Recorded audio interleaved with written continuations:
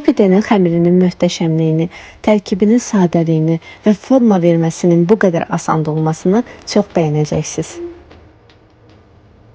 Hazırlanması üçün bizə 500 qram un, 1 xörək qaşığı duz, 1 xörək qaşığı şəkər tozu, 2 xörək qaşığı zeytun yağı və 1 xörək qaşığı maya lazımdır.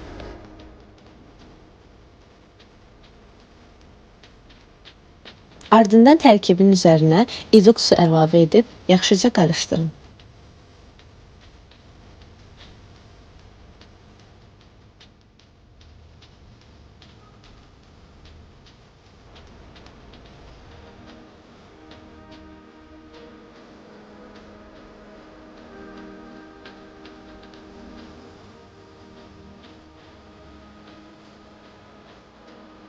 Ələ yapışmayan yumşaq bir xəmir alınır və xəmirin qabarması üçün yarım saat gözlədirik.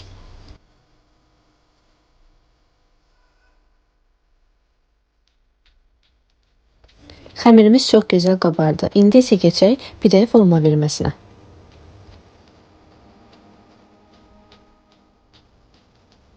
Dəzgahı unlayıb xəmiri ilk öncə əlimlə bu formada açıram. Ardından 6 bərabər kündəyə bölürəm. Siz öz zövqünüzə görə istəsəz kündələri daha böyük və ya daha kiçik kəsə bilərsiniz.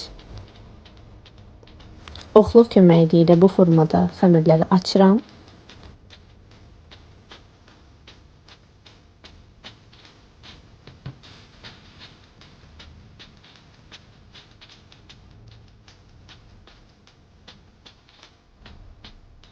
Gördüyünüz qaydada pendiri içinə yerləşdirib, eynən pirajkini büktüyümüz formada xəmiri bükürük.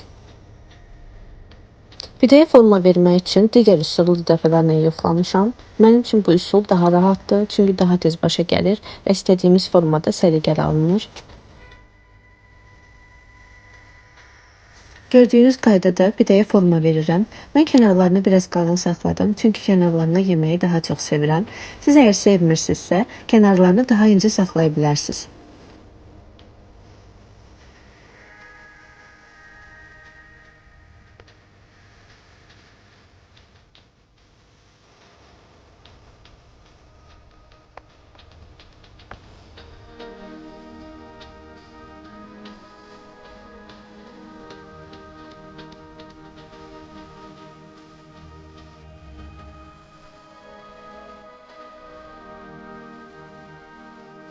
Pidənin kənarlarına yağ çəkirəm daha yaxşı qızarması üçün.